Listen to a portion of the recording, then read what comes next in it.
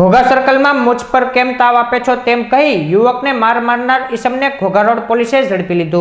Ghogha circle વિસ્તારમાં આવેલ ઇડલી વડાની નાસ્તાની દુકાન પર કરણભાઈ દીપચંદભાઈ રાઠોડ નાસ્તો લેવા ઊભા હતા। તે વેળાએ દીપકભાઈ કિશોરભાઈ જાદવ નામના વ્યક્તિએ ત્યાં આવી કરણભાઈને કહ્યું કે મૂછે કેમ તાવ આપે છો તેમ કહી ઢીકાપાટોનો માર માર્યો હતો। જ્યારે કરણભાઈએ ઘોઘા રોડ પોલીસ મથક ખાતે ફરિયાદ નોંધાવતા પોલીસે આરોપી દીપકભાઈ કિશોરભાઈ જાદવને અટકાયત કરી ધોરણસરની કાર્યવાહી હાથ ધરી હતી।